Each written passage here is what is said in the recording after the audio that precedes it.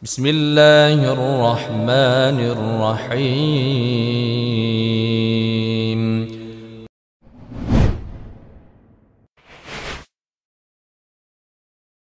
Kata Rasulullah, sesungguhnya salah satu di antara kalian akan beramal amalan ahli surga sampai jaraknya dengan surga tinggal satu hasta lagi, tapi tahu-tahu di ujung kehidupannya malah melakukan amalan ahli neraka sehingga dia masuk neraka. Sebaliknya, salah satu di antara kalian beramal amalan ahli neraka sampai jarak dia dengan neraka tinggal satu hasta, tapi di akhir kehidupannya dia justru mengamalkan amalan ahli surga, ia pun masuk surga. Dari redaksi ini hati-hati betul. Jangan sampai dipahami, oh kalau mah itu tidak apa-apa, aku maksiat baik hari ini. Kage kalau lah sudah caknya sekarat-sekarat, aku baru nak sholat. Nah, ya, hati-hati, jangan memahami semacam ini. Ya, lalu apa yang kami pahami Ustadz dari hadis ini? Kayaknya percuma kami beramal soleh, kemudian pada akhirnya di akhirnya justru kami mengamalkan amalan ahli neraka, masuk neraka. Enak betul orang yang maksiat terus ujung-ujungnya masuk surga. Begini Pak, hadis ini harus dipahami dengan hadis yang lain.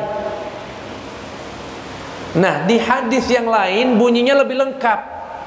Bunyinya begini: sesungguhnya salah satu di antara kalian beramal amalan ahli surga kelihatan zahirnya saja di mata manusia, kemudian di akhir kehidupannya Allah tampakkan isi batinnya sehingga dia mengamalkan apa yang ada di batinnya selama ini sehingga dia masuk neraka. Maksudnya apa? Orang-orang munafik Pak, yang selama ini melok sholat, melok cak-caknya mengaji, tapi ada maksud lain, hatinya nifak sama Allah, nggak ikhlas, bohong. Yang itu yang dimaksud. Jadi ada orang beramal amalan ahli surga kelihatan zahirnya saja, itu di redaksi hadis yang lain, sehingga Allah tampakkan aslinya di akhir kehidupannya sehingga dia pun mengamalkan kemunafikannya itu dan dia masuk neraka. Dan ada orang yang mengamalkan maksiat tapi batinnya nangis Pak, batinnya nangis. Begini Pak, ada orang-orang yang hari ini mungkin masih minum khamar. Kalau ditanya, antum kapan sih berhenti? Ya Allah Ustaz, demi Allah Ustaz, demi Allah, hati ini sudah gak nerima Ustaz, saya sudah gak mau lagi Ustaz. Tapi gimana Ustaz, saya kalah dengan nafsu saya Ustaz, saya sudah coba sehari kalah lagi, tapi demi Allah Ustaz, saya malu sama Allah. Yang begini nih besar di akhir kehidupannya akan masuk surga. Tapi kalau ada yang minum khamar, antum kenapa minum khamar? Doyan tat. Kapan berhenti? Ay kaget tat, tergantung hidayah belah. Nah, yang main ini sulit nah ujungnya nih. Biasanya ninggalnya saat minum overdosis kayak. Faham kira-kira Pak? Jadi insya Allah Bapak, ini pesan dari Imam Ibnul Qayyim Al-Jauziyah. Beliau berpesan jangan sampai hadis ini membuat orang yang sudah beramal soleh jadi kendor. Insya Allah Pak, selama kita sholat ikhlas, nggak ada niat-niat lain, insya Allah hidup kita di akhir itu akan indah juga. Insya Allah, nggak usah takut. Jangan sampai, aduh kaki aku sholat pada akhirnya malah aku dimasukkan neraka, gimana ini? Nggak usah mikir mah itu. Husnudzon. Yang penting hari ini kita perbaiki diri kita, sholat tetap rajin, ngaji tetap rajin, perbaiki niat hatinya, insya Allah masuk gasor. Makanya kita diajarkan doa, ya muqallibal qulub, tsabbit qulubana ala dinika wa ta'atik.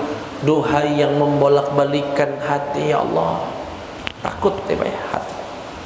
Semoga kau tetapkan hati ini beriman ya Allah sampai nafas kami yang terakhir. Tolong bantu kami ya Allah, jaga iman ini, jaga istiqomah ini sampai kami meninggal dunia, insya Allah. Baca, Rabbana la tuzigh qulubana ba'da idh hadaitana. Ya Allah, jangan kau simpangkan hati kami ini ya Allah setelah ia telah beriman kepadamu, setelah engkau berikan hidayah kepada hati kami. Insya Allah.